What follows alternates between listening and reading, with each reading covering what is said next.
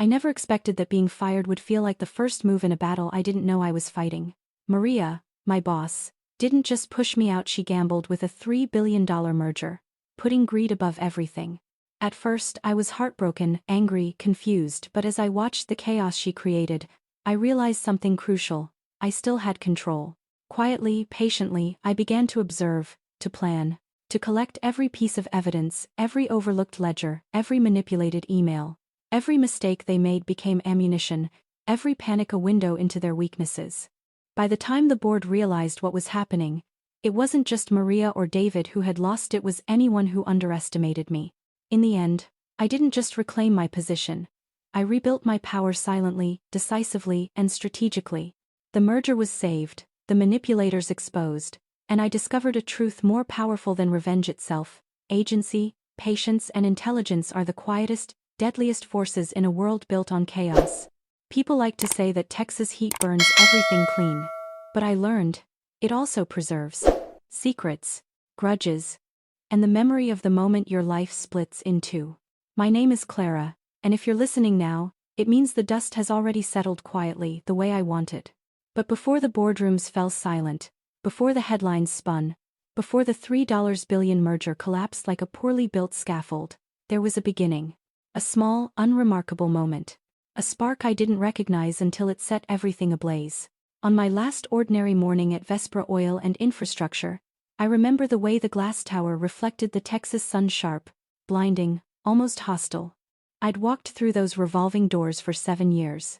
7 years of precision, reliability, and knowing exactly where I stood in the hierarchy of power. I was the senior financial architect. The woman who made numbers breathe. The one who stayed late without complaint because patterns didn't sleep and neither did corporate ambition. And she was Maria Hale, CEO, golden icon, the woman whose smile could predict a storm more accurately than any forecast. That morning, as I stepped off the elevator on the 61st floor, the air felt off. Heavier. Charged. Not that I believed in omens back then. I believed in spreadsheets, in audits, in numbers so clean they could cut skin. But even numbers can't save you from the moment someone decides you're disposable. People weren't speaking to me the same way. Their eyes slid past mine. A subtle but unmistakable shift. Like they already knew something I didn't. And they did. Maria's assistant, Lacey, wouldn't meet my eyes when she told me to go in.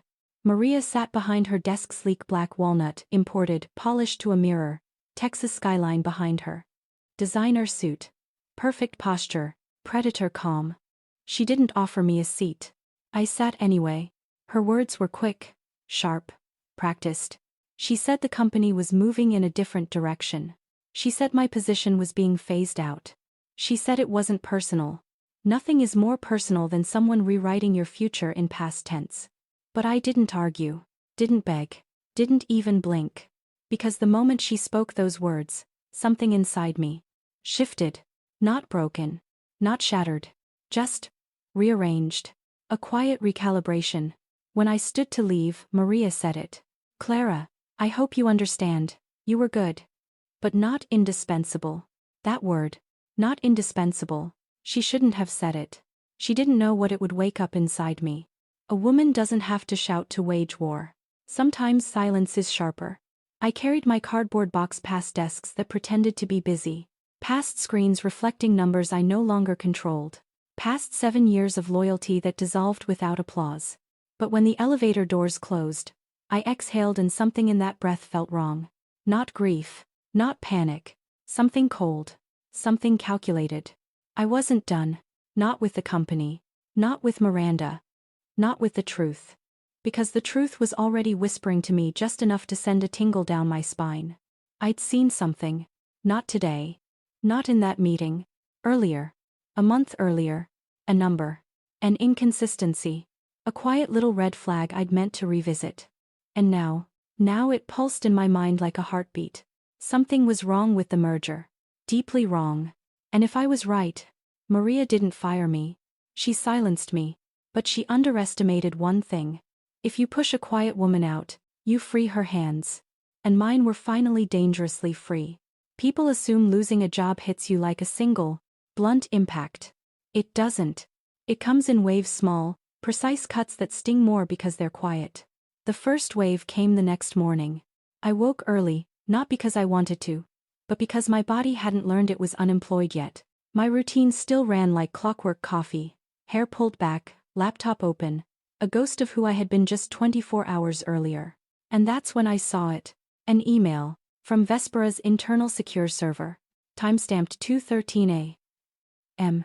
Subject: Q4 Financial Model Emergency Revision. Emergency revision.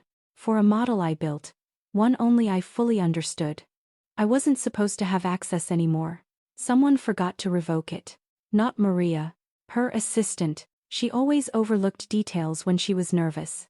And yesterday, she'd been shaking. I hovered the cursor over the attachment. My heart didn't race though. It constricted, steady, deliberate, like a fist closing. If they changed something in my model after firing me, they weren't just hiding numbers, they were hiding intent. The spreadsheet loaded slowly, as if even the file knew it was holding a secret. My eyes scanned the tabs automatically. Inputs, EBITDA, market risks, joint venture liabilities. And then I saw it. Line 146, a number that had no business being there.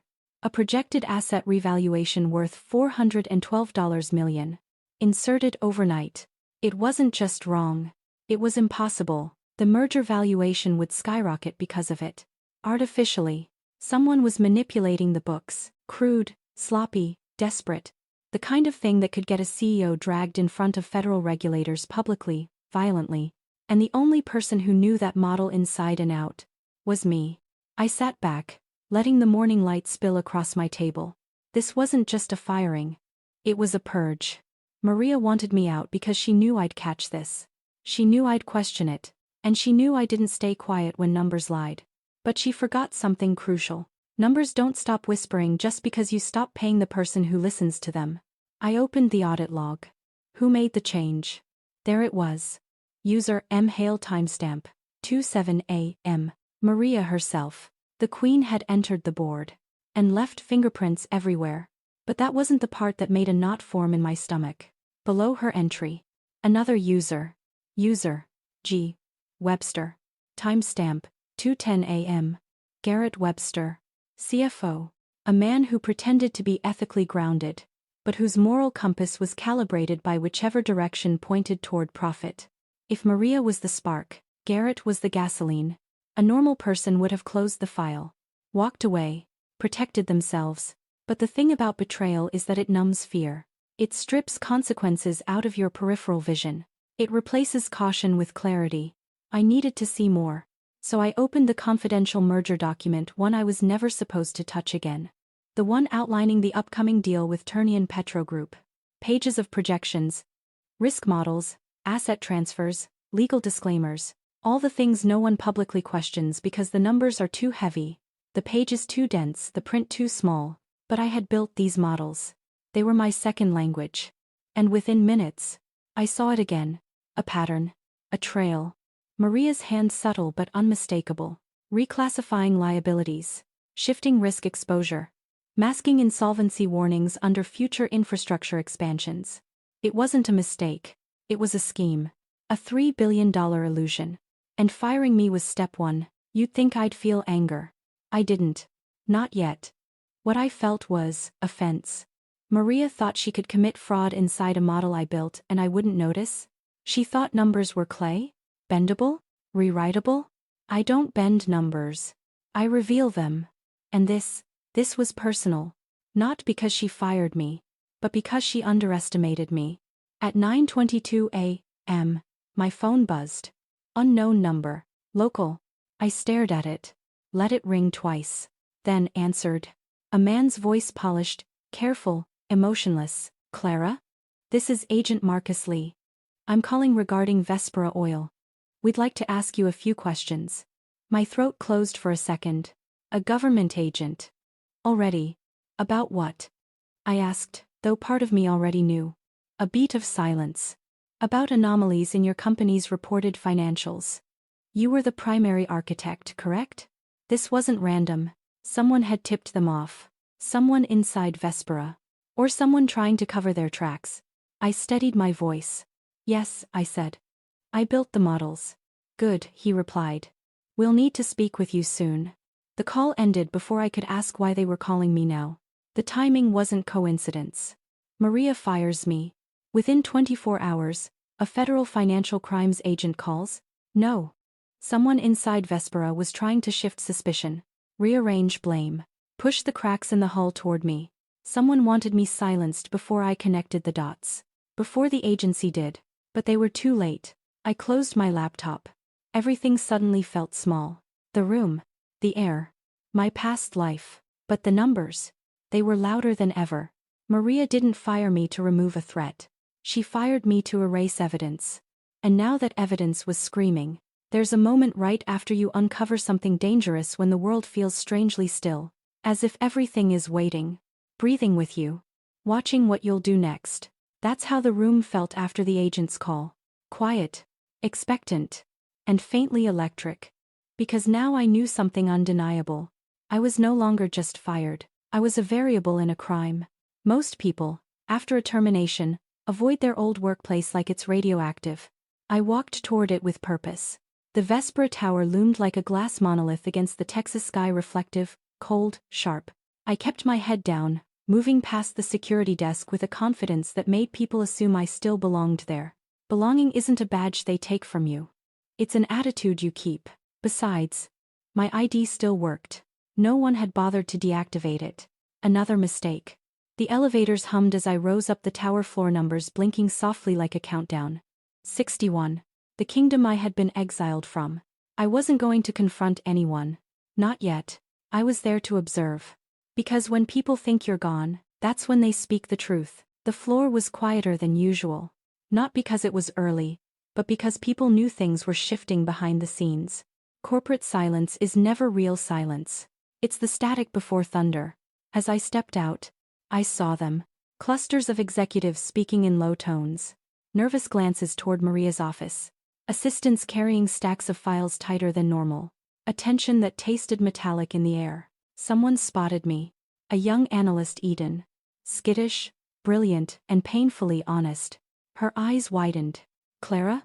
You're here? I smiled gently. Just picking up some things I forgot. A lie. But a believable one. What wasn't believable was the fear behind her eyes. Not for me. For herself. Be careful, she whispered, leaning in. You shouldn't be here. I didn't ask why. Fear speaks loudest when it's trying to stay quiet. Maria's office door was cracked open. Just an inch. Enough for voices to slip through. I shouldn't have listened. But morality fractures easily under betrayal. Inside, I heard two voices. Maria's cool, controlled. Garrett's lower, anxious. We had to fire her, Garrett was saying. She saw the model too many times. She didn't see enough, Maria replied. Trust me. If she had, she'd have said something already. I held my breath. Garrett exhaled sharply. And what about the federal inquiry? They called this morning. They're asking questions about her work. So redirect them, Maria said calmly. Tell them she made an error before we removed her. Blame the discrepancy on her lack of oversight. My stomach tightened. They were preparing a narrative. One where I was the weak link. The flawed employee. The disposable woman who made a multi-million-dollar mistake before her exit. But then Maria said something that changed everything. Besides, she doesn't have the skill to uncover what we're doing. Clara's talented, but she's loyal to a fault. She'll probably move on quietly. Loyal, quiet, forgettable. Maria believed that wholeheartedly. And that belief was going to be her undoing. I turned to leave, but someone was standing behind me. Garrett. He had come out of the office mid-conversation and nearly collided with me. For a fraction of a second, we locked eyes. His surprise froze his face. Mine hardened. Clara, he said, clearing his throat, you shouldn't be on this floor. And yet here I am, I replied softly. He wasn't used to my voice, cold, stripped of deference. He shifted awkwardly, glancing over his shoulder toward the door. Is there something you needed? He asked. There it was, the tip of fear slipping into his tone. Just picking up personal files, I said. Things HR missed. He nodded too quickly. Of course. Of course. Just don't linger. He walked away fast, like a man who has touched something hot and wants distance before the burn sets in. Inside my old office, I scanned the room. Nothing had been moved. But one thing caught my eye. A stack of shredded papers in the bin. Maria was arrogant, but not sloppy. She would never leave evidence unsecured. Unless, she didn't think I'd return. I knelt and sifted through the strips. Some were too torn to make sense. Others, not completely destroyed, a corner of a spreadsheet. Half a signature block, a printed email header. The subject line. Turnian valuation adjustment. Sender. M. Hale. Recipient. G. Webster. And then, a fragment of text. Must be hidden in the revised model. Clara can't know. She's still 2. The next strip cut off the rest. But the sentence was enough. Clara can't know. Know what? The inflated valuation? The false asset reclassification? Or something much bigger, something buried deeper than financial manipulation? My fingers tightened on the shredded pieces. If they were destroying printed emails, they weren't covering a simple fraud. They were covering intent. I left the room without closing the door behind me. A deliberate choice. The assistants noticed. The analysts noticed. Rumors breathed through open doors. As I walked toward the elevator, a quiet stir passed through the floor. Not because I was fired. Not because I was there. Because I wasn't afraid. Fear is the currency of corporate power. The moment you stop paying it, you become unpredictable. Unpredictability terrifies tyrants. When I got home, a single voicemail blinked on my phone. Not from the agent. Not from anyone official. From an unknown voice. A woman. Whispering like she was calling from inside a closet. "You don't know me," she said, her breath shaky. "But please be careful.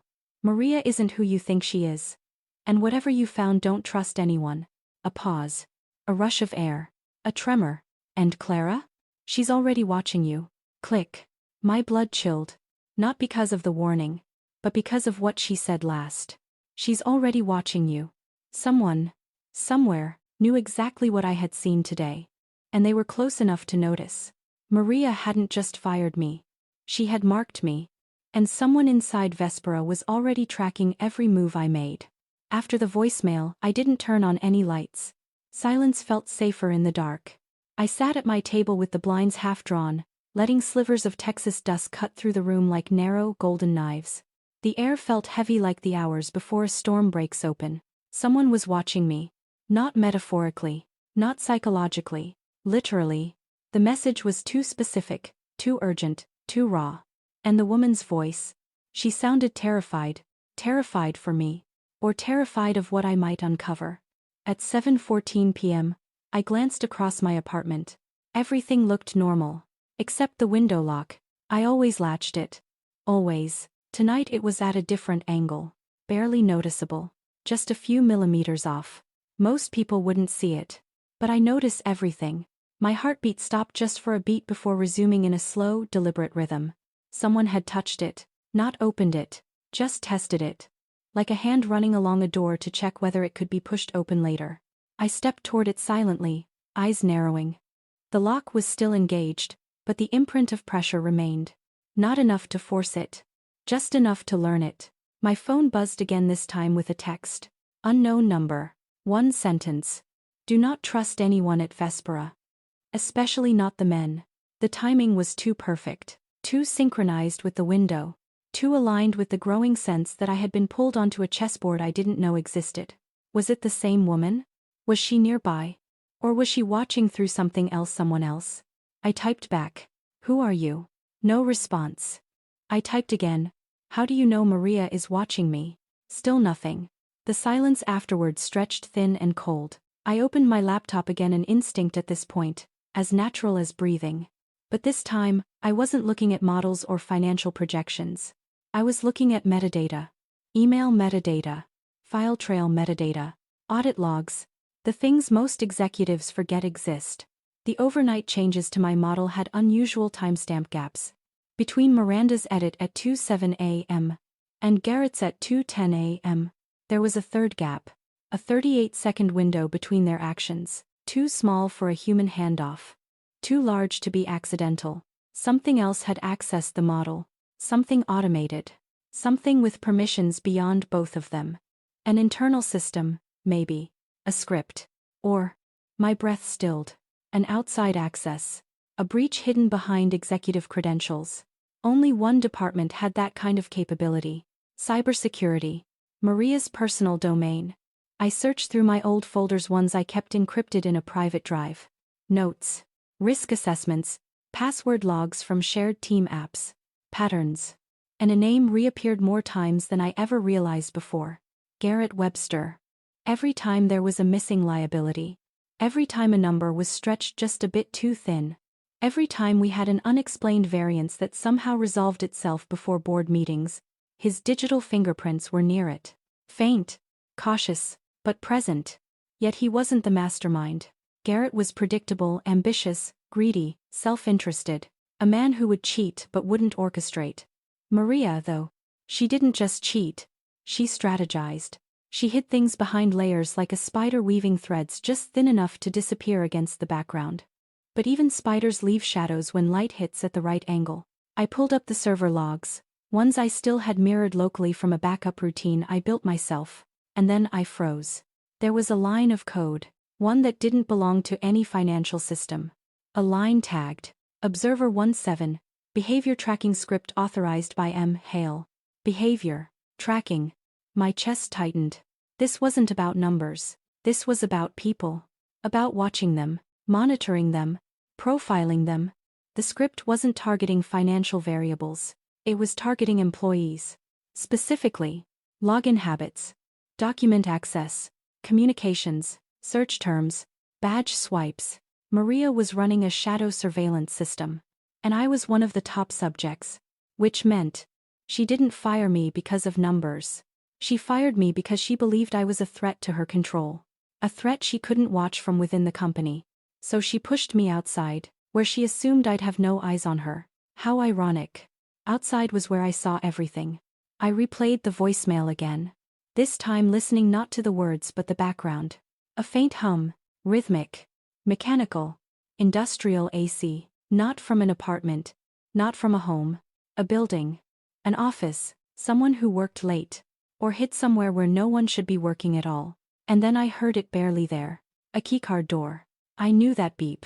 I had heard it thousands of times in Vespera's hallways. The woman was inside the building. Someone in Vespera tried to warn me. Someone terrified of Miranda, terrified enough to whisper in the dark. Someone who knew about the tracking script. I opened the model again, line 146, the fake valuation edition. And then it hit me. What if the fraudulent entry wasn't the only hidden message? What if there were more? Not financial, not numerical, but coded. I expanded the comments section, something most analysts ignore. There were no comments on that line. But there was something else. When I zoomed out, I saw it. A pattern of blank columns. Every seventh cell was empty in a perfect diagonal. Too perfect. I copied the empty cell pattern and translated the spacing into letters. 17 letters. A cipher.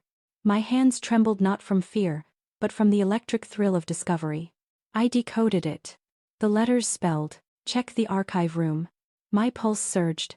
There was only one archive room in the Vespera Tower that Maria still controlled personally.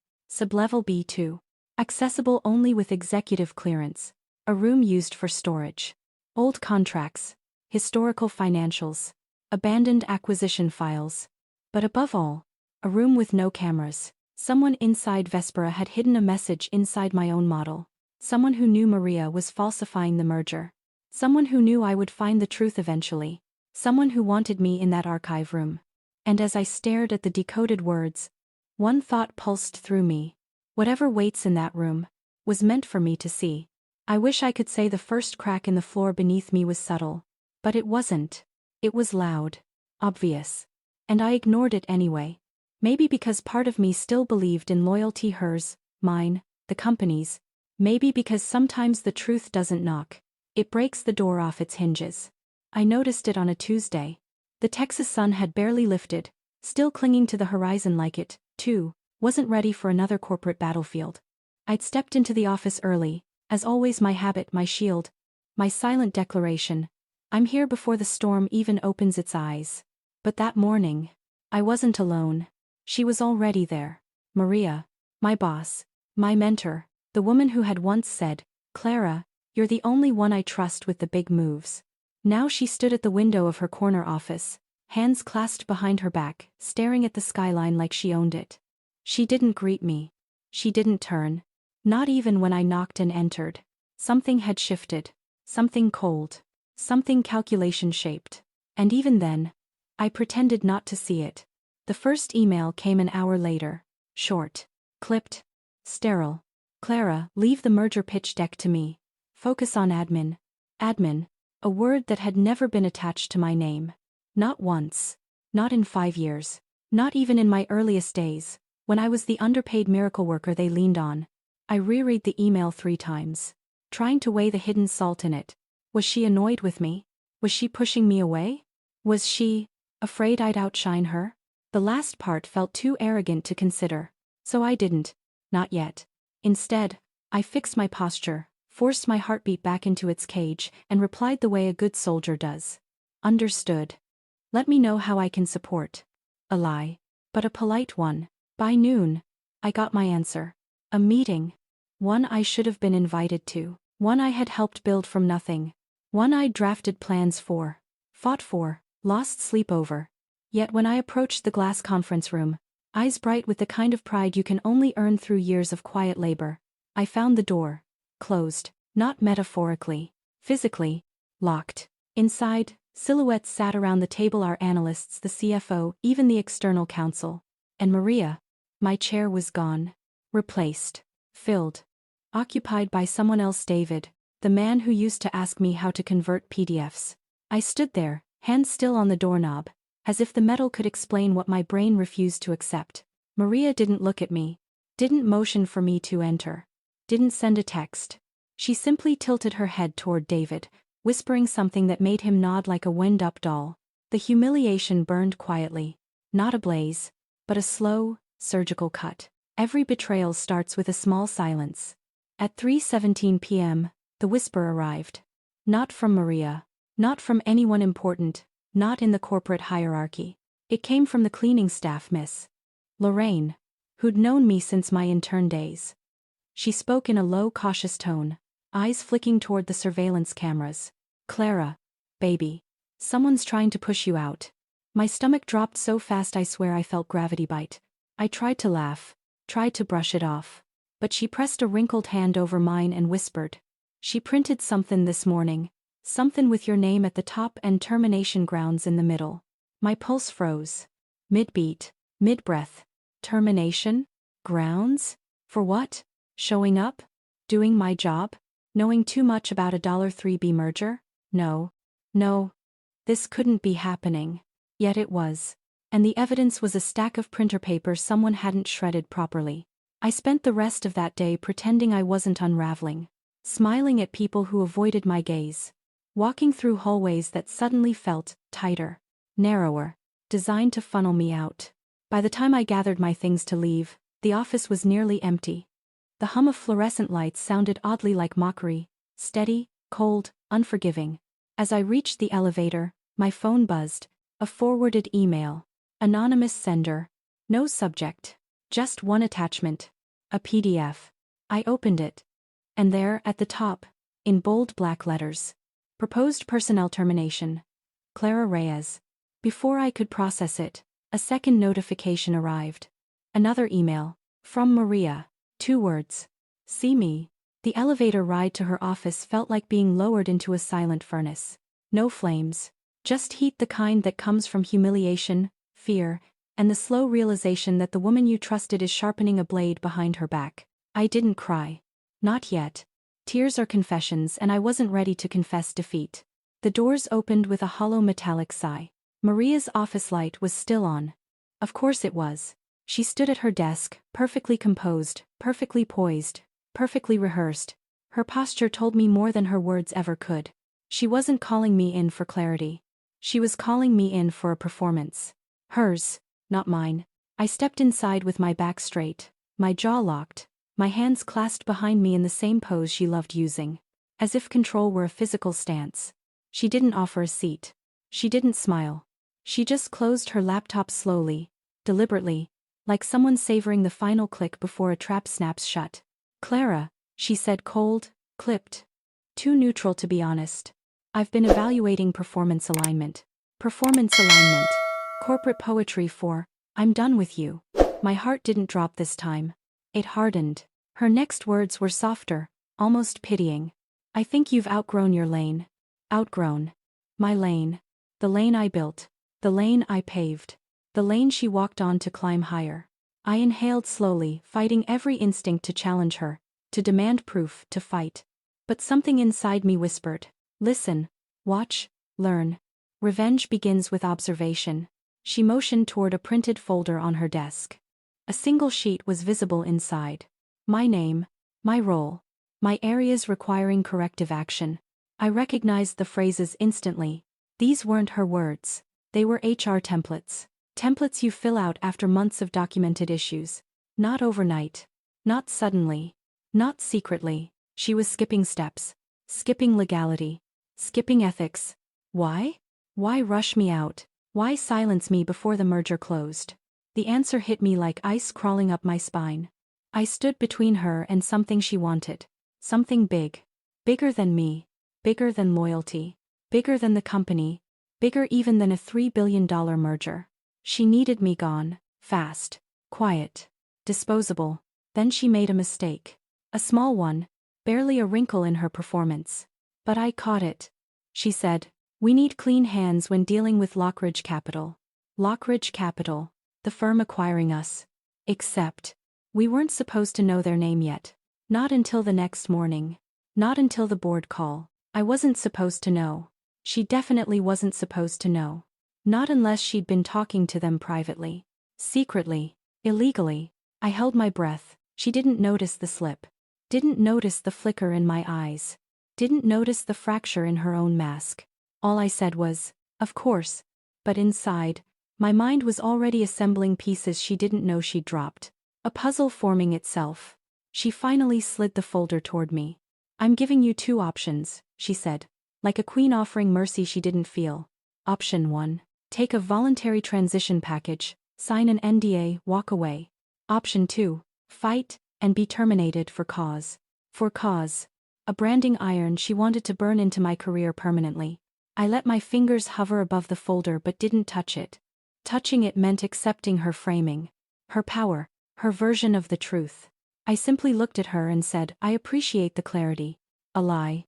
But again a polite one. She mistook my calm for defeat. Good. Let her think I was folding. Let her believe she'd won. Let her underestimate the woman who had built half the foundation she stood on. She dismissed me with a single nod, already reaching for her phone, the world's shortest eulogy. I walked out without another word. The door clicked shut behind me. Just one sound. One quiet sound. But it echoed all the way through my bones.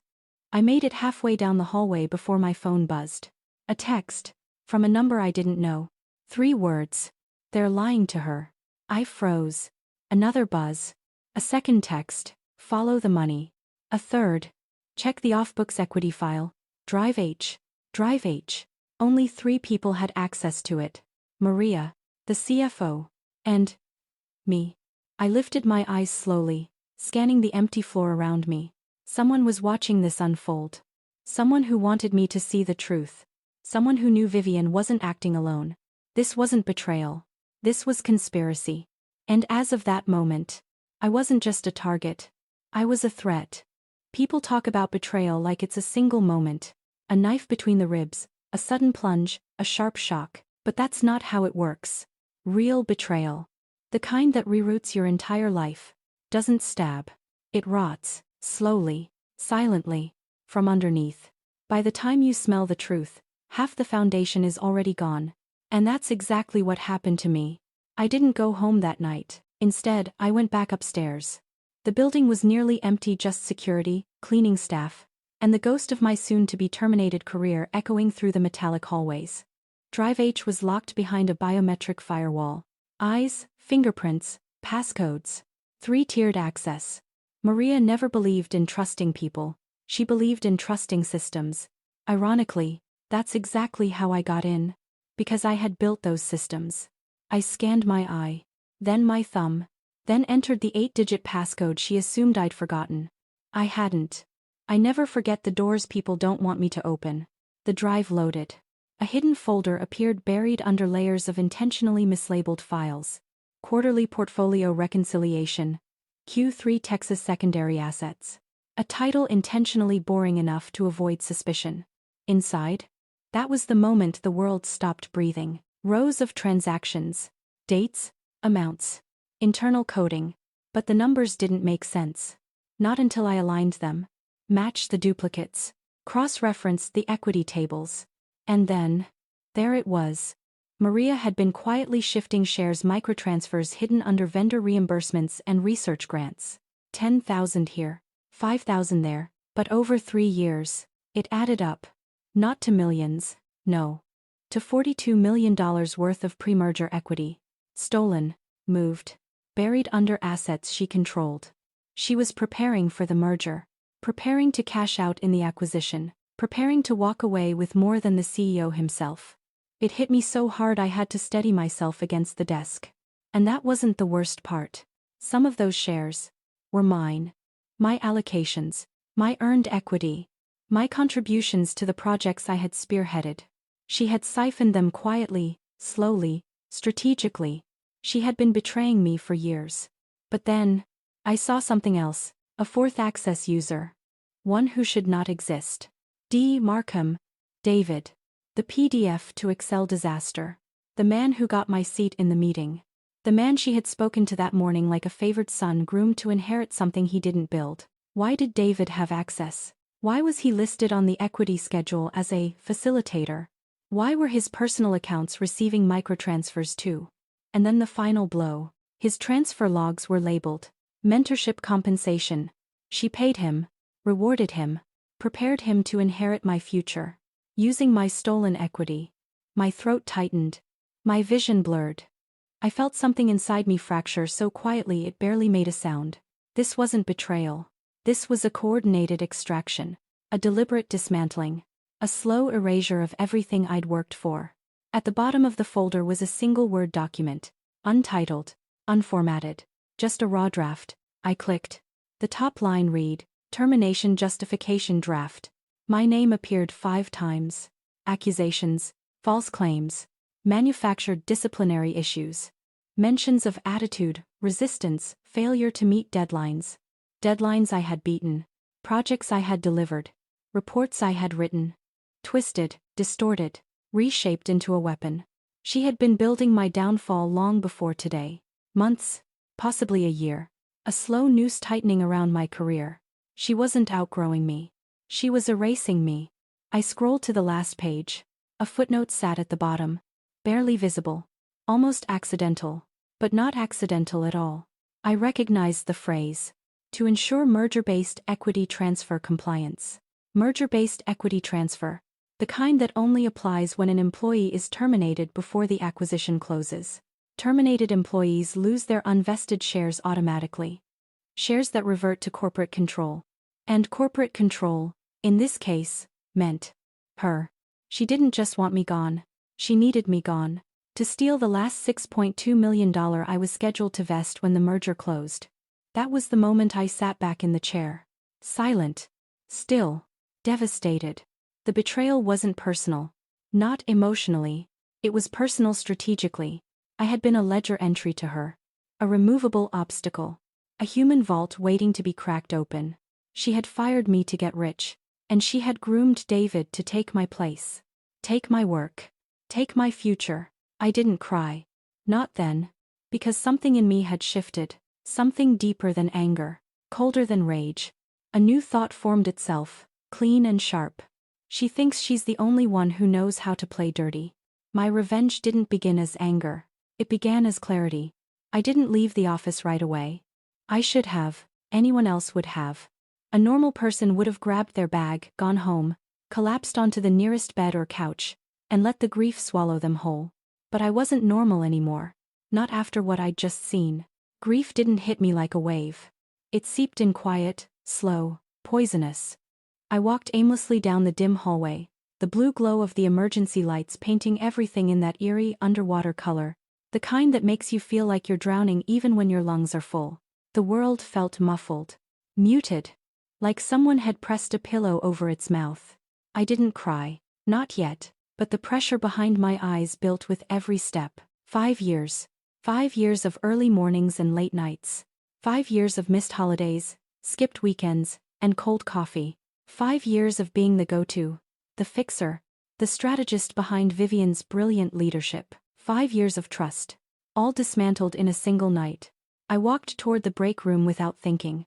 Muscle memory carried me. My brain was too busy replaying every moment I'd ever admired her. Her compliments, her guidance, her mentorship, all those times she pulled me aside and said, "I see potential in you." She never saw potential. She saw profit. There's a special kind of heartbreak reserved for when the person who shaped your career turns out to be the person who's been digging your grave. I sat on the cold countertop beside the industrial coffee machine and stared at the floor. The silence around me felt thick, like the building itself knew something had been lost. My chest tightened. My throat stung. My fingers trembled. For a moment I thought, I'm breaking. But I didn't break. Not fully. Instead, a single tear slipped down my cheek, one tear, quiet as a confession. I didn't sob. I didn't gasp. I didn't collapse. I just let that solitary tear fall because pretending I was completely fine would have been a lie even I couldn't believe. Then I wiped it away with the back of my hand. Deliberate. Steady. Surgical. That moment wasn't weakness. It was release. A controlled leak in a dam that could have destroyed me if I didn't give it somewhere to breathe. My phone buzzed again. Not a text this time. A call. Daniel. Someone I trusted. Someone who would have worried if he knew I was spiraling alone on a countertop at 10:43 at night. I watched the phone vibrate in my hand. I should have picked up. Should have told him everything. Should have let someone pull me out of the darkness before it thickened around me. But I couldn't speak yet. Words felt heavy, fragile. Answering the call meant admitting this wasn't just a professional hit. It was personal. Deeply personal. So I let it ring. And ring. And ring. Until the screen went dark again. I leaned my head against the cabinet behind me. Closed my eyes. Steadied my breath. That was the moment guilt crept in. Unexpected, sharp, unwelcome. Because Maria hadn't built her betrayal alone. I had helped her without realizing it. Every strategy. Every report. Every long night spent fixing problems before they surfaced. Every presentation that boosted her credibility. I had been the architect of my own execution. It was my competence that made me dangerous. My intelligence that made me replaceable. My loyalty that made me blind. And that realization hurt more than anything she could have written in those termination drafts. There's a moment during heartbreak where sadness begins to rot. And the rot reveals something stronger. Something darker. Something useful. As I sat there in the quiet break room, the numbness twisted. Shifted. Transformed. My hands steadied. My breathing leveled. My vision sharpened. I wasn't calm. I wasn't healed. I wasn't okay. But the emotional freefall had slowed. Replaced by something colder. Focus. I realized something crucial. Vivian thought she had turned me into a victim. But what she had really done was give me motive, knowledge, clarity, proof. She had handed me the blueprint of her destruction. And once I stepped off that countertop, I knew. I was done breaking. I wasn't going to crumble. I was going to calculate. As I left the break room and headed back toward the elevators, a final buzz hit my phone. A new message. No sender ID. Same anonymous number as before. Just 3 words. She's not alone. I froze mid-step. A second message arrived immediately after. And neither are you. Revenge doesn't begin with anger. Not the real kind. Not the lethal kind. It begins with clarity. The moment you stop trembling. And start thinking. And that night, walking out of the break room with those 2 anonymous messages echoing in my mind, I felt something shift inside me. I wasn't prey anymore. Not mentally. Not emotionally. Not strategically. Vivian had turned herself into a target. She just didn't know it yet. My badge still worked, another sign of how confident she was that I'd fold quietly. As I stepped into my dark office, the motion sensor flicked on the overhead lights. Everything looked exactly the same as it had that morning. My notebook open to half a page of project notes. My pen uncapped. My coffee mug half finished. It was almost insulting, how normal everything appeared. As if my world hadn't been gutted, as if my future hadn't been stolen, as if I weren't standing in the ruins she built. I sat down slowly, letting my fingers graze the keyboard. The hum of the computer was strangely comforting. No emotions. No tears. Just focus. I didn't know what the anonymous messages meant yet, but my instincts whispered. Start tracing the lies. I reopened Drive H. Not to cry over Maria's betrayal. Not to scroll through the damage. But to follow the money. Money doesn't lie. People do. I pulled the transaction logs and loaded them into a spreadsheet. 30,000 rows. 3 years of manipulation. But I knew her workflow, her shortcuts, her digital fingerprints. And within minutes, patterns emerged. Repeated vendor IDs. Shadow accounts. Research allocations that never tied to invoices. Staff bonuses that didn't match payroll. It was a web. A brilliant one, honestly. But it had flaws. The kind you only see if you know the architect intimately. And I knew her better than anyone. One repeated pattern caught my breath. Every illegal share diversion happened exactly 12 days before a quarterly review. 12 days. Enough time for the transactions to blend into the next cycle. Enough time for her to alter reports before anyone saw them. Enough time to erase people who weren't supposed to notice. People like me. Why warn me? Why now? I scrolled through my call logs. My security logs, my message metadata. Anonymous texts aren't truly anonymous, not if you know where to look. And I did. The source IP was ghosted, but the timestamps matched internal Wi-Fi pings from inside the building. Someone in the company was feeding me intel, and they knew exactly what Vivian was doing. She's not working alone. The text echoed in my mind. Then the second message. And neither are you. It wasn't reassurance. It was instruction. A warning wrapped in alliance. Someone wanted me to keep digging. Every major financial manipulation leaves a shadow. But digital footprints, those are harder to hide. I accessed the IT logs for access history to Drive H. 3 names. Mine, Maria's, and my stomach tightened. The CFO, but not for oversight. Not for auditing. His access happened minutes after each illegal transfer. Approval stamps disguised as log reviews. He wasn't a bystander. He was complicit. And then, a fourth entry appeared. Not a name. A ghost access. System admin flagged access override. A master key. A superuser. Someone had been watching this board for months. Someone with root permissions. Someone powerful. And that same someone was the one messaging me. If Vivian was siphoning money, she would have kept records. Not because she needed them, but because she loved control too much to leave anything to chance. I searched again, this time deeper. Hidden partitions. Encrypted clusters.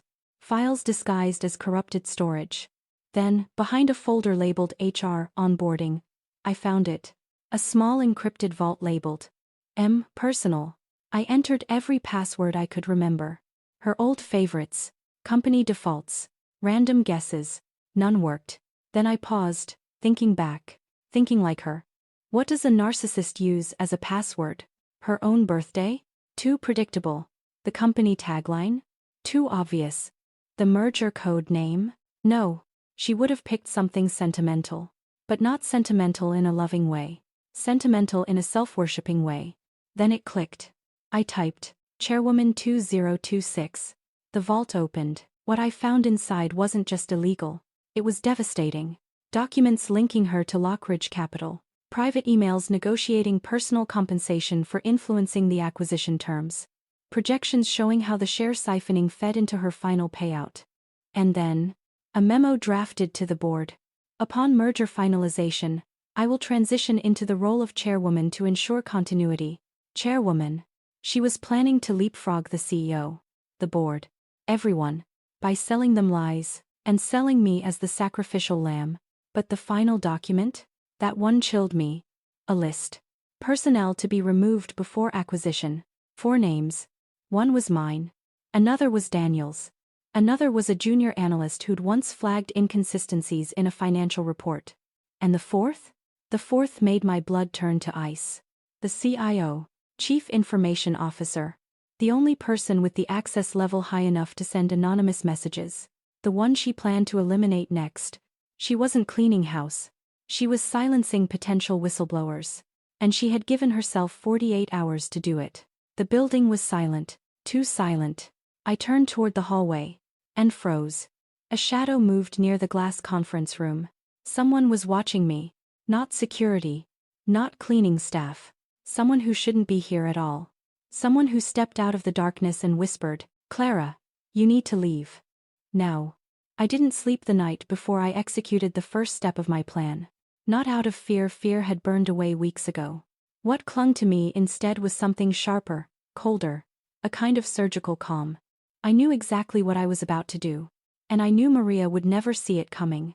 Texas mornings have a strange way of pretending everything's fine, soft sunlight, warm breeze, birds whistling like nothing in the world is broken. But that morning, everything felt a little too still. A little too staged. As if the universe held its breath with me. I left early, before most of the city even stirred, coffee untouched, hair pinned back, expression empty enough to pass as fine. At the office, the fluorescent lights hummed with that faint, metallic buzz that usually irritated me. But today, that sound felt like an omen. A countdown. When I walked past HR's glass wall, I caught my own reflection. Eyes steady, jaw set. A woman preparing to reclaim something that had been stolen. No, not reclaim. Recalculate. Because the truth was simple. Maria took my job. But she didn't take my access. She didn't take my mind. She didn't take my ability to see everything others missed. 3 weeks earlier, before she fired me, Maria had been careless. She always got sloppy when she felt powerful. One late night, during a storm that shut down half the city, she'd called me into her office. She was trying to piece together numbers from the merger files, irritated that the projections weren't aligning. While she paced, I'd noticed her laptop screen. 4 open tabs of clean documents. 3 versions of reports that didn't match. 1 undisguised audit trail she forgot to close. I absorbed everything, silently, effortlessly, because she never once imagined I'd ever be her enemy. That forgotten audit trail? It was my first lever, my quiet beginning. At 7:42 a.m., I sat at an empty second-floor workstation. Not my old desk, the badge lock on that one had already been changed. But this computer, this one belonged to a project manager who rotated between locations. IT never bothered revoking her cached credentials. Her access opened a door Maria thought she'd slammed shut. And I walked right through it. With a few keystrokes, I forwarded a non-critical set of documents to a private encrypted inbox I controlled. Not the incriminating ones, not yet. Just harmless files that established a pattern. A trail. A digital breadcrumb line that would lead precisely where I wanted it to. The goal wasn't destruction. Not today. The goal was placement. I was positioning a rook. Not checking the king. Yet. At 8:13 a.m., earlier than usual, the elevator doors slid open. Maria stepped out. Sharp heels. Sharp chin. Sharp smile that never reached her eyes. She wasn't supposed to be in this part of the building. But fate likes to test people who think they've escaped it. For one fragile second, we locked eyes through the open office corridor. Her steps faltered. Just slightly. Just enough for me to see it. She wasn't expecting me. And she didn't know how she felt about it. I lowered my gaze first. Deliberately. A small gesture of submission she desperately needed to feel. Because when people believe they're in control, they stop watching. She passed by without a word, but she looked back once. I felt it. A whisper of suspicion brushing the back of my neck. But suspicion alone? It means nothing without proof. And I wasn't leaving proof. Not a single pixel. Still, that look? That was the first spark of the fire I wanted to grow in her mind. At 10:52 a.m., I opened the file that started part 1 of her unraveling. Project Redwood vendor review, clean copy, clean, meaning manipulated, sanitized, professionally altered numbers meant to hide exactly what Maria didn't want the board to see. I didn't need to expose it yet. All I needed was to ensure someone else stumbled into the inconsistency. So I didn't forward it. I didn't download it. I didn't even take notes. I simply moved it 2 folders over. That's all. 2 small folders. Just enough to make a junior analyst think someone sent him an old version by accident. Just enough for him to mention it to his supervisor. Just enough for a supervisor to ask a question. A tiny ripple. But in corporate waters, ripples turn into waves. And waves, no matter how small, eventually hit someone in the face. By noon, I had already set the entire chain reaction in motion. And by 4 p.m., Someone would notice something Maria couldn't explain. Something she would try to cover up. Something that would make her slip again. Worse this time. Deeper this time. Because people like her don't know how to stay still when they panic. And she was going to panic. I made sure of it.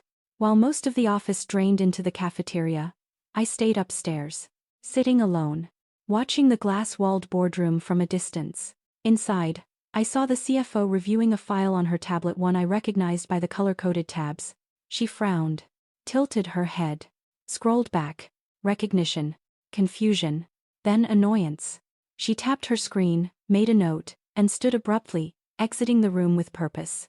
I smiled. Just barely. The ripple had reached the shore. At 2:37 p.m., Maria's voice echoed down the hallway, sharp, clipped, irritated. She wasn't yelling. Maria never yelled. She used coldness as a weapon, not volume. But even through closed walls, I could sense her agitation. Someone questioned her paperwork. Someone challenged her narrative. Someone asked for an original file she couldn't produce without exposing that she had changed it. This was my turning point, my proof of concept. Step 1 had succeeded. Not because she suffered, she hadn't. Not yet. But because she felt something she deeply hated. Loss of control. And when she lost control, she made mistakes. Dangerous ones. At 3:11 p.m., her assistant entered a room she rarely used, the secondary print office. He looked over his shoulder twice. Then again. He printed something. A file. A large one. Urgent, by the way. His fingers tapped impatiently against the metal tray. He stuffed the stack of papers into a manila folder and walked fast. Too fast. This was it. Her first mistake. Her first cover-up. Her first unplanned reaction. She was trying to repair the trail. But she didn't know I was the one who created it. I leaned back in my chair, letting the hum of the office wash over me. Step 1 was complete. And the first turning point had arrived, quiet, elegant, invisible to everyone but me. The first domino had tilted. Soon, it would fall. If you're still with me, if you feel the shift that just happened, make sure you're subscribed so you don't miss what happens next. What Maria tried to hide that afternoon wasn't just a manipulation. It was a secret I never expected. A secret that changed every motive behind her betrayal. And I wouldn't discover it until I pulled the next thread. The day after I nudged the first domino, the air in the office shifted. Not enough for the untrained to notice, but enough for someone like me, someone who studies tension the way others study art. People walked a little faster. Emails carried sharper undertones. Doors closed a beat too quickly. Maria was tightening her grip, which meant she already felt it slipping. And I wasn't even close to done. I knew if I wanted to bring her down without touching her directly, I needed to escalate my strategy, but do it in a way she would never trace back to me. So I widened the field, not with actions, with temptations. Because testing an enemy isn't about attacking them, it's about letting them reveal their blind spots. At 9:14 a.m., a junior analyst sent an email to Maria's department. A routine check-in. A simple request for a previous version of a vendor file. Something harmless. Except, it wasn't harmless. Not after the seed I had planted. His message read, I found a mismatch. Just want to confirm which version is final. I didn't write that message. I didn't need to. I just made sure the mismatch existed subtly, quietly, buried inside an old archive folder I'd rearranged the day before. He had found it all on his own. This was my test. Would Maria ignore it? Or scramble to hide it? She replied in under 2 minutes. A rarity. Her answer?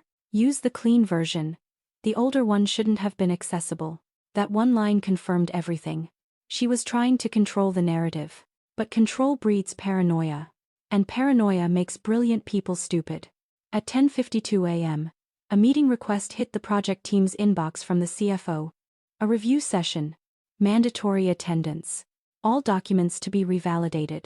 A meeting like that usually took 2 weeks to schedule. She arranged it in 3 hours. Maria hated being challenged publicly, so she tried to get ahead of it. She walked into the CFO's office 3 times before lunch. Each time, she left a little faster.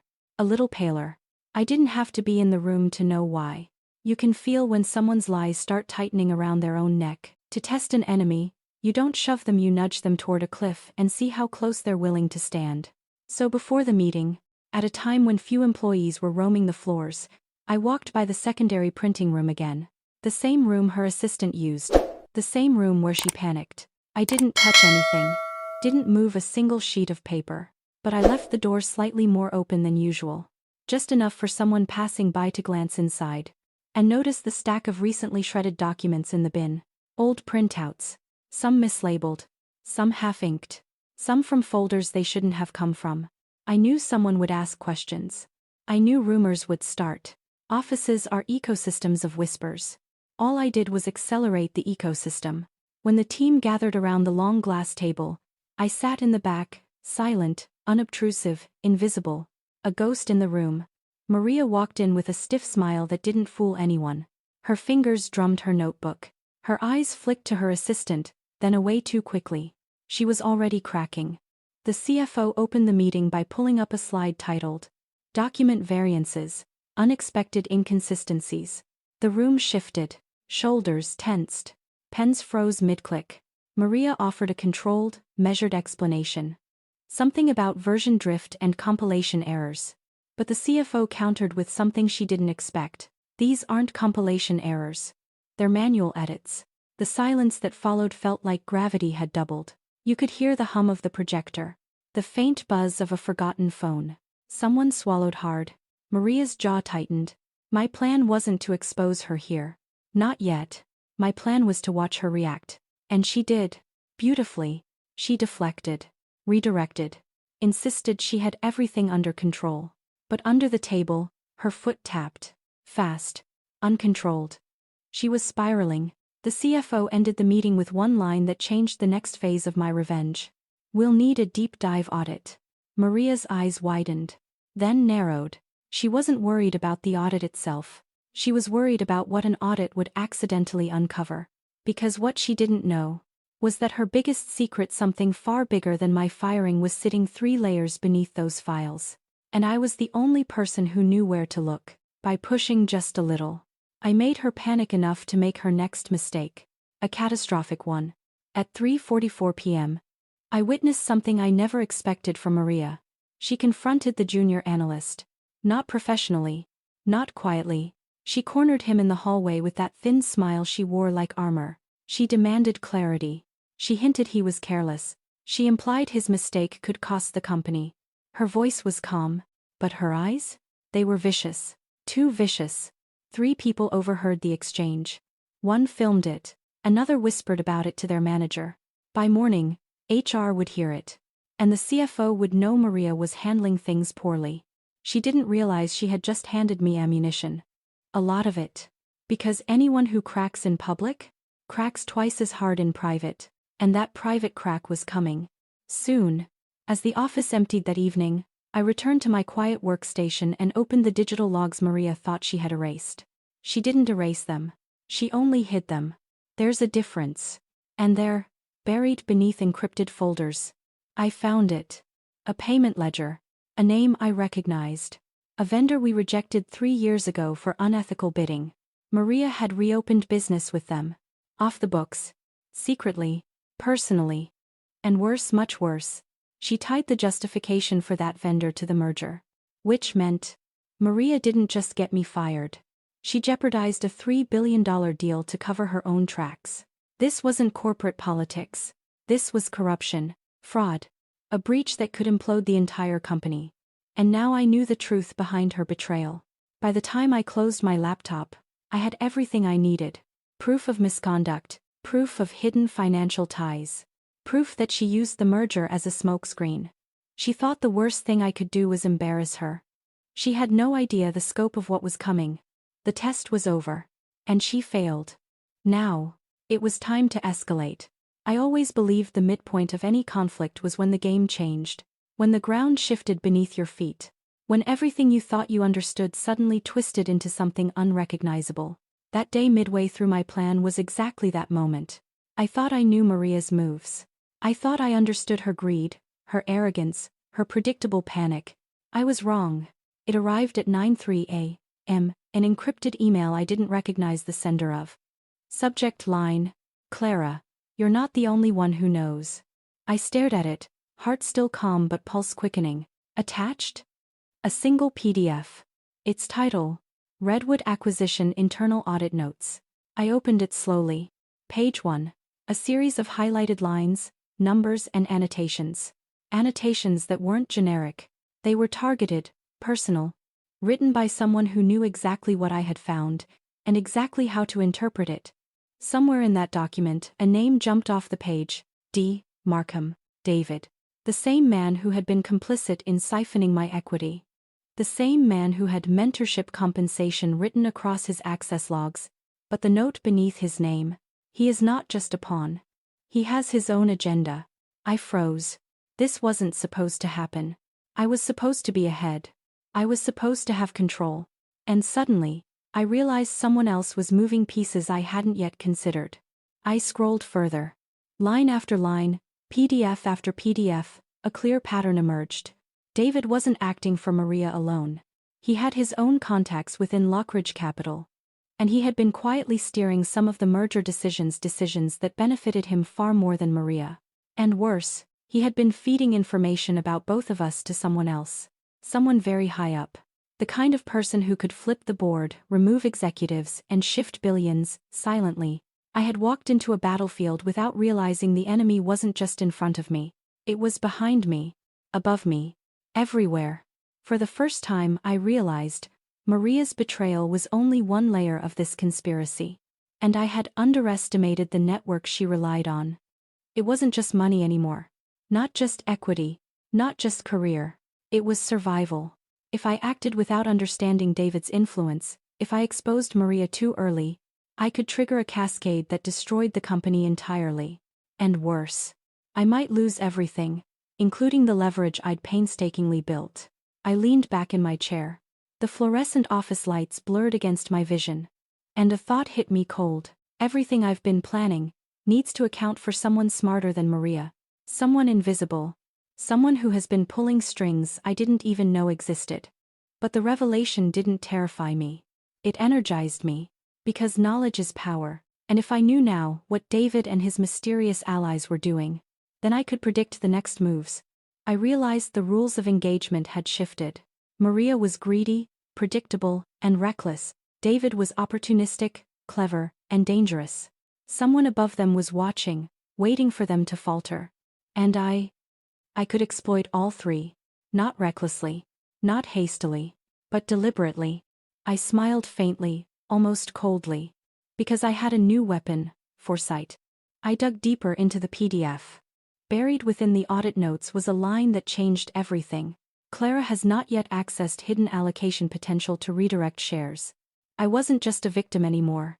I wasn't just a pawn. I wasn't just plotting subtle, minor disruptions. I had discovered a lever nobody knew I had. Hidden allocations. Shares Maria didn't know I could touch. Proof of manipulation I could weaponize. And if used correctly, I could collapse Maria's scheme entirely. Expose David's collusion. And reveal the real puppet master above them. Everything I'd feared could now become my advantage. I closed the laptop, my mind racing. Outside, the office was bustling. People moving in patterns I now saw clearly. Maria, unaware of the storm gathering just beneath her polished surface. David lurking, plotting his next move. The mysterious puppet master, invisible but omnipresent. And me? I was no longer reacting. I was orchestrating. And the first strike of the second act would be so precise, so devastating, that neither Maria nor David would see it coming. There's a moment in every long game where the board stops feeling overwhelming and starts feeling familiar, predictable, controllable. This was that moment for me. After the revelation in the audit notes, after learning David had his own secret alliance, after realizing Maria wasn't the mastermind but only the loudest liar, my entire perspective sharpened. I wasn't surviving anymore. I was executing. Maria and David thought they had time. Time to manipulate reports. Time to patch inconsistencies. Time to clean their tracks before the audit committee swooped in. But time is an illusion manufactured by the unprepared. So I took it away from them. My first move was subtle. A single email to the CFO's assistant. Not from my account. Not from any company device. A message routed through a secure relay. Given the urgency of new inconsistencies, recommend advancing the audit meeting. Several discrepancies appear time-sensitive. No signature. No details. Just enough concern to trigger action. By noon, the audit meeting had been moved up by 5 days. 5 days. Maria's panic would be nuclear. David's careful veneer would start cracking. And whoever was above them, the puppet master quietly watching, would have no choice but to react. They thought they were setting the pace. Now the rhythm was mine. To take down someone like Maria, you don't expose their lies. You let them confirm them. I knew she was on edge. I knew she'd been snapping at staff, monitoring conversations, stalking her own team's workflows. All I had to do was create an environment where she threw herself into the trap willingly. So I walked into the office with a calm she didn't understand. I sat at my workstation, opened my files, pretended to be doing routine cleanup. The stage was set. Then, I slid a single file into a shared directory. Not sensitive, not incriminating. Just labeled. Pending review vendor variance notes. A harmless document. Blank. Except for a watermark in the metadata. Auto-generated for audit. I watched from the reflection in my monitor. She took the bait. Within minutes, Maria accessed the file. Deleted it. Overrode the metadata. Replaced it with a version that aligned with her narrative. Exactly the kind of manipulation the audit team was already tracking. And because she made that edit on a company device, with her login, it became irrefutable evidence. I didn't have to fabricate anything. I didn't have to frame her. I just had to give her room to expose herself. Taking down Maria was only half the turning point. The real shift required cornering David. He was dangerous in a different way. Controlled, composed, strategic. He wouldn't make mistakes unless I forced him, or threatened something he valued more than money. And he valued information. Secrets. Silence. So I leaked one line, just one, into a spreadsheet I knew he monitored. Unallocated shares flagged for manual reassignment. That was all. No detail. No context. But if he saw even the hint that I'd accessed the hidden share pool, that I could redirect what they siphoned from me, he'd move. And he did. At 2:27 p.m., David initiated a silent override on the internal ownership logs, not enough to cause alarms, but enough to rewrite history. Or so he thought. He didn't know I'd mirrored the logs earlier that morning. Or that the CIO backup server recorded his override as suspicious activity. He also didn't know someone else had noticed his moves. Someone who had emailed me. Someone watching both sides. David wasn't invisible. He was exposed. The CFO's assistant called for an emergency pre-audit briefing. Maria, David, department leads, and me. I walked into the glass conference room last. Maria's expression was paper-thin confidence. David's was unreadable, but his eyes flicked to me, noticing how calm I was. I sat, folded my hands, listened. The CFO began. We've detected active manipulation inside the financial chain. Unauthorized edits. Irregular access logs. Discrepancies consistent with intentional interference. Maria stiffened. David didn't blink. Then the CFO added, "We have isolated all access logs from the last 48 hours. Maria inhaled sharply. David's jaw tightened. And that's when I realized. The turning point wasn't me exposing them. The turning point was that they both knew I could expose them. Fear is a currency, and I was rich. Then the CFO turned directly to me. Not to reprimand, not to question, but to ask, "Clara, your analysis has been the most consistent over the past year. Would you walk us through what you see?" Maria froze. David shifted. Even the air paused. This wasn't planned by me. This was the twist I didn't anticipate. Suddenly, I wasn't the outsider. I wasn't the scapegoat. I wasn't the fired analyst who'd been framed. I was the expert in the room. I nodded slowly, then spoke with calm precision. Not accusing anyone, not pointing fingers, but outlining structural inconsistencies. Patterns in timestamps. Data trails that didn't align. I didn't mention Maria. I didn't mention David. I didn't need to, because the data spoke for itself. And the CFO understood exactly what it meant. This meeting, this moment, was when the power shifted. Not loudly, not violently, quietly, like a door clicking shut behind the guilty. When the meeting ended, Maria avoided eye contact. David lingered just a moment too long. And as I stepped out into the hallway, my phone vibrated. One new message. From the same encrypted sender. You executed beautifully. Now prepare for the next move. He's about to panic. I walked down the hallway after the CFO's meeting, breathing slow, measured, deliberate. The office felt different, not chaotic yet but charged. Electric. Like the air before a storm. Maria and David had just realized the landscape had shifted. Not just shifted, it had tilted in my favor. And in a corporate world built on appearances and invisible power, tilting the landscape is everything. By 10:15 a.m. whispers began, the kind of whispers that start in one corner of the office and ripple until everyone knows, without anyone saying a single name. Someone noticed the missing logs. Someone noticed the timestamp edits. Someone noticed patterns in documents that didn't match previous reports. Maria tried to control it.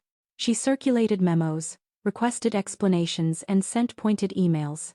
But each reaction revealed another layer of panic, and the team saw it. By noon, HR had flagged behavioral concerns. By 1 p.m., the junior analyst who had first discovered the discrepancy was quietly asked to brief the CFO on potential risks. The first betrayal had fallen, and it was because I'd made them play their own game. I didn't celebrate. I just observed. Not a single move wasted. David's mistake wasn't in hiding his own tracks. It was in assuming Maria would cover for him. By 2:37 p.m., his usual composed demeanor cracked. Small errors. Missed emails. An internal file he didn't encrypt correctly. I saw it. Not by chance. I had prepared for it. A few subtle nudges earlier had forced him to override systems in a panic. I had mirrored the logs. I had proof. And he had no idea I had it. The CFO convened the audit team. Documents were reviewed. Access logs examined. Cross-references compiled. Maria tried to justify her edits. David tried to explain away access overrides. They had no defense. Every digital breadcrumb. Every manipulated number. Every hidden ledger. Exposed. And all they could do was watch. By 4:22 p.m., the board had received preliminary findings. No names were mentioned in the email. No accusations. Just the facts. Unauthorized edits in key merger documents. Reassignment of unallocated shares without approval. Vendor contracts inconsistent with compliance policies. Maria's pulse spiked. David's jaw clenched. The board would act quickly. And when they did, they would discover that the threads led directly to both of them. And I watched quietly from the back, noting reactions, savoring the inevitability. By 5:45 p.m., I ensured the next move.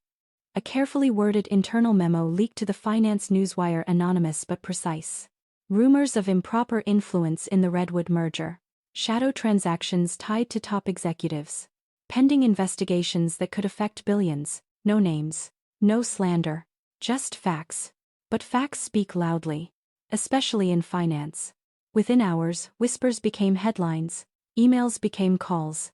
Speculation became panic. The dominoes. They were falling faster than anyone could contain. At 7:03 p.m., I received another message from the encrypted sender. They know the truth now. Next, the final pivot. Be ready. I stared at the screen, calm, cold, controlled. A half-smile touched my lips. The major consequence had been set in motion. The domino effect wasn't just corporate, it was personal. And the final pieces were about to fall. By the morning after the betrayal began to fall, the office was unrecognizable. A quiet panic lingered in every hallway. Even the air conditioning felt tense, like it had noticed the tremors and stiffened in anticipation. Maria had always thrived on control. But now, she was untethered, unpredictable, human. And I was ready to face her. I spotted her in the cafeteria, alone, swirling coffee in her hands. Her usual polished posture was slightly off. Shoulders tight. Eyes darting to monitors, phones, anything searching for an anchor. I approached slowly. Every step measured. Every breath quiet. She saw me, and for the first time in months, her mask faltered. "Clara," she said, voice clipped, attempting neutrality. I didn't answer immediately. I just stood there, letting the silence stretch. Silence is a weapon more powerful than confrontation, especially when the other person is already unraveling. I finally spoke, voice calm, precise. "You should have hidden better." Her lips parted. No words came out. Her mind raced. I could see it, the calculations, the excuses, the fear. I didn't raise my voice. I didn't need to. Fear doesn't need volume. I asked a single question. How many of the allocations did you think I wouldn't notice? Her hand trembled around the coffee cup. Her usual retort, sharp and cutting, was gone. She opened her mouth, then closed it again. I waited. Patience is pressure in disguise. Finally, she whispered, I didn't think you had access. And that was all she said. All she could say. Meanwhile, David had retreated to his corner office. Papers scattered, files open on multiple monitors. His usual calm was now a brittle mask. He called his assistant repeatedly. Spoke in clipped sentences, checked the mirrored logs I had secretly retained. Every move he made confirmed the truth. He was cornered. I didn't need to confront him personally. Not yet. Because fear spreads faster than accusations. And when Maria's empire crumbled, his would follow. By mid-afternoon, the board convened in an emergency session. They had received my internal briefings, the mirrored logs, and the subtle proofs of manipulation. Maria tried to speak. David tried to negotiate. Both failed. Facts don't negotiate. Evidence doesn't beg. I sat quietly, an observer and a strategist. Every argument, every justification, every desperate plea bounced off the walls and fell on empty air. By 5 p.m. the board made its decision. Maria was removed from the merger project. David's access was revoked pending a full investigation. Internal audits would extend to all top executives. Silence followed the announcement. The calm after chaos. The quiet before final consequences hit. Later that evening, Maria cornered me in the empty parking garage. She was smaller somehow. Less certain. The suit that always radiated authority now looked like armor too heavy to carry. She tried one last tactic: blame. You've ruined everything. I didn't argue. I didn't justify. I simply said, cold and measured, I've only returned what was taken. You lost the game the moment you underestimated me. Her eyes flashed with anger and desperation. I could almost hear her internal gears grinding. What did she do that I didn't see coming?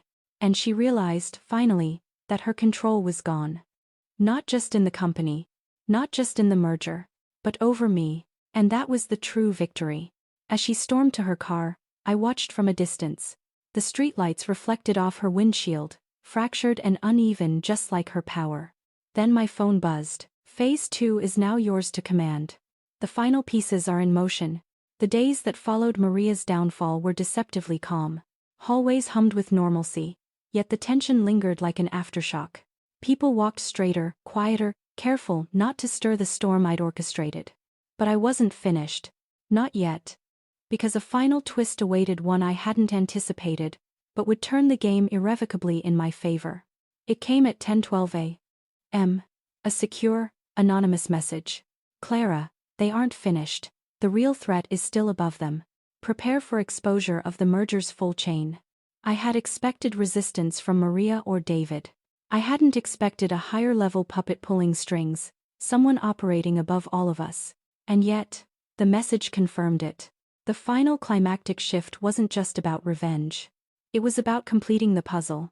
I spent the next 3 hours combing through documents I had gathered over months, mirrored logs, vendor contracts, financial allocations, and encrypted internal emails. And then it clicked. Someone had been quietly siphoning influence from both Maria and David. Every mistake they made had a subtle nudge from above. Every obscure transaction, traced back to a single name. Lockridge senior partner Eleanor Shaw. Not greedy, not reckless. Strategic. Methodical. The kind of person who plays chess while everyone else thinks they're playing checkers. Eleanor had underestimated me. She hadn't accounted for someone patient, meticulous, and unrelenting, someone who could turn every move into a weapon. I didn't confront her directly. I didn't need to. I began feeding her own network the proof of Maria and David's manipulations, facts, not opinion, digitally untraceable to me. Within hours, her influence began to unravel. Trusted allies questioning orders, key approvals delayed or blocked. Shadowed emails surfacing in audit logs. Eleanor realized too late that her own systems were betraying her. Her network crumbled quietly, elegantly, and irrevocably. This wasn't just revenge. This was poetic justice. The architects of my suffering were dismantling themselves, using only the tools I had left behind.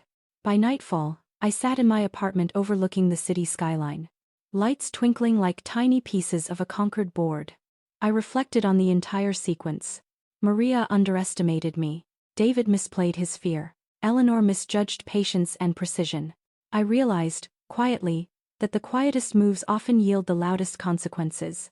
And that knowledge, that control, is more intoxicating than any victory over them individually. Then my phone buzzed again. A new message, simple. The merger is saved. The network realigned. You've reclaimed everything and more. Everything I thought I lost. I didn't just recover. I transcended it. This final twist wasn't a surprise for me, it was the fulfillment of every plan, every patient step, every calculated risk. The following morning, the office felt different.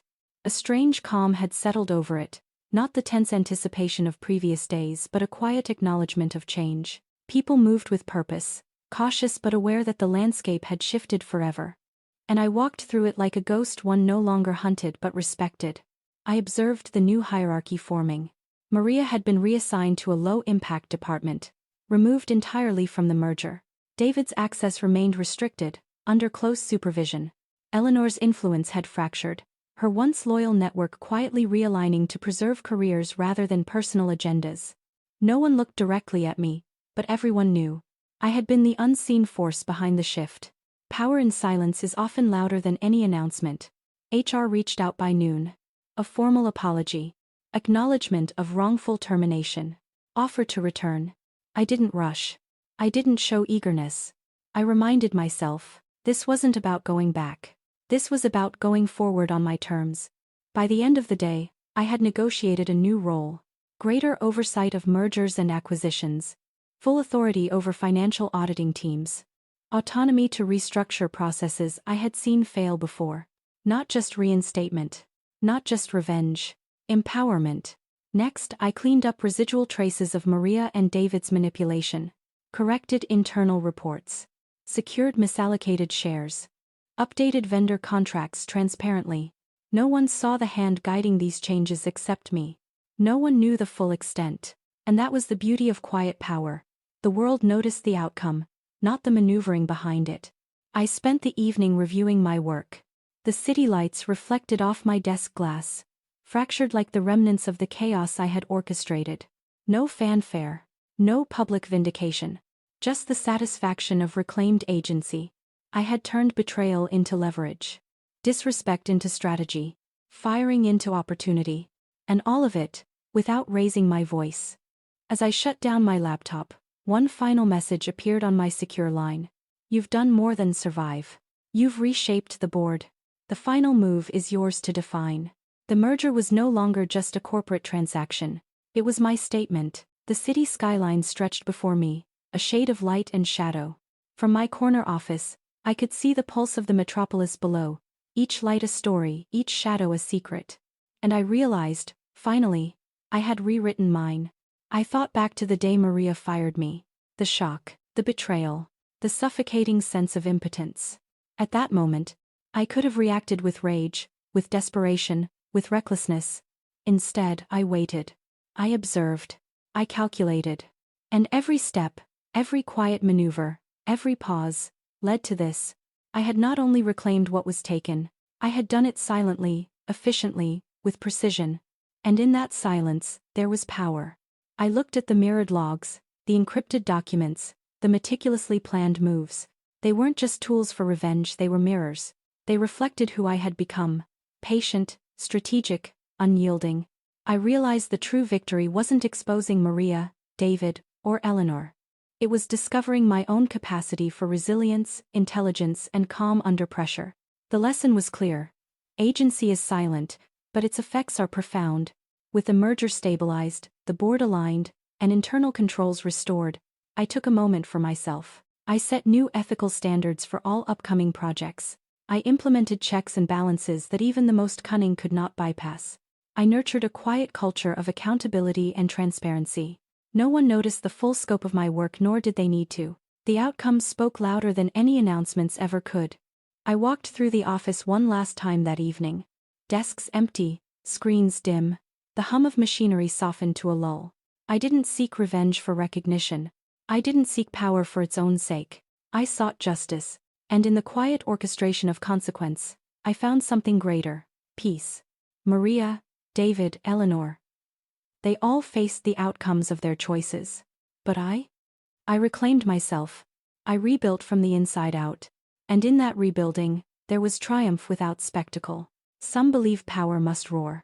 Some believe revenge must be dramatic. But the truth is subtler. Observation is stronger than impulse. Patience is sharper than anger.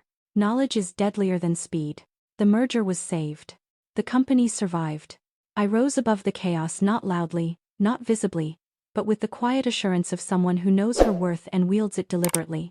And that is the victory that no one can ever take from me. I am Clara. And in the silence of strategy, I am unstoppable.